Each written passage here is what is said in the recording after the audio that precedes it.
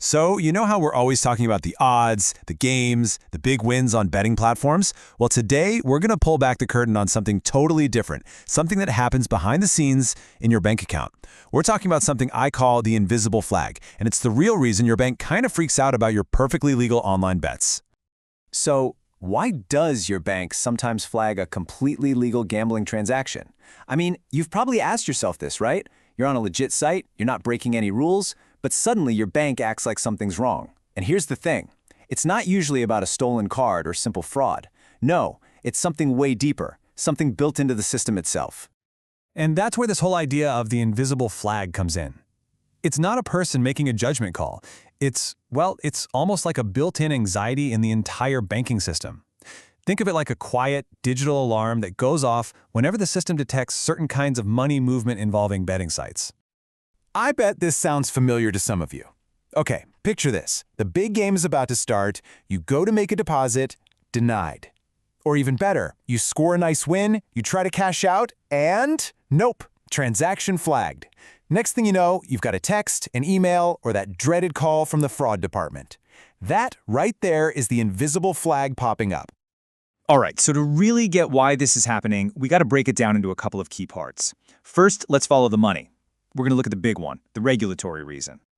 Okay, the number one reason, the big kahuna, is something called anti-money laundering compliance, or AML for short. Now, these aren't just suggestions. We're talking about serious federal laws. They legally force banks to be on the lookout for any sketchy financial activity and report it. And let's be honest, for decades, gambling was one of the classic ways for criminals to wash their dirty money. And this really gets to the heart of the matter. Your bank isn't just a place to keep your money. They are the gatekeepers, the bouncers at the door of the entire financial system. They have a legal duty to stop illegal cash from getting in, and if they mess up, the penalties are absolutely massive. So when it comes down to it, they're protecting their own skin first. The problem is, what you're doing, depositing some money, playing, then withdrawing, can accidentally look a lot like a classic money laundering trick called layering. That's just a fancy term for when bad guys bounce money around a bunch of different places to hide where it came from. So when a bank's computer sees lots of deposits and withdrawals tagged with that gambling code, bam, the internal risk alarm goes off automatically. But it's not just about the feds and their big regulations. There's another layer to this. So let's dive into our second section, which covers the bank's own internal reasons. It's all about risk and responsibility. And let's get one thing straight right away. The bank isn't wagging its finger at you for placing a bet. This isn't a moral judgment. It is a cold, hard mathematical one. It's all about the numbers in their risk models. So this really boils down to two things. First, you've got credit risk. Remember, banks are in the business of lending money, mortgages, car loans, you name it. And if their systems see you moving a lot of money in and out of what they consider a high-risk industry, well, that can make you look like a bigger risk to lend to.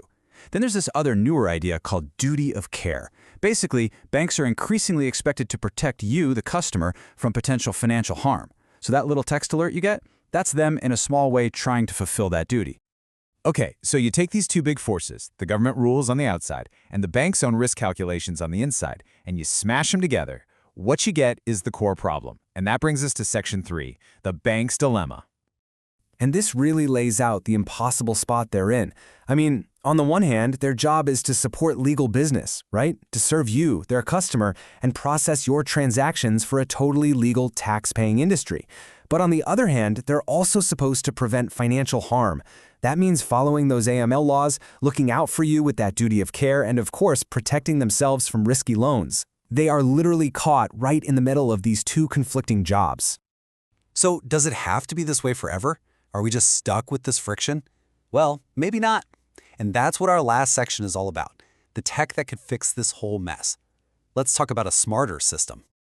The future here is all about smarter tech. Seriously, fintech, financial technology, and new standards like open banking are already building the tools to solve this. Just imagine a system where the second you make a deposit, it instantly confirms your identity and verifies the betting site is legit. All automatically, no flags raised. It could even help with responsible gaming by anonymously keeping track of your spending across different sites to help you stay within your limits. Now, we're not there yet, but this is definitely where things are headed. So, the next time to get one of those annoying alerts, just remember what's really going on. It's not just some random computer glitch, it's this quiet, invisible battle being fought between huge government regulations, the bank's own financial survival, and, you, just trying to place a simple bet. And all of this leaves us with a really big question to chew on. As legal betting just keeps getting bigger and bigger, who's ultimately responsible for keeping things safe? Is it on you? Is it on the betting platform? Or is it on the bank that's caught in the middle of it all? That's a tough one, and it's definitely something worth thinking about.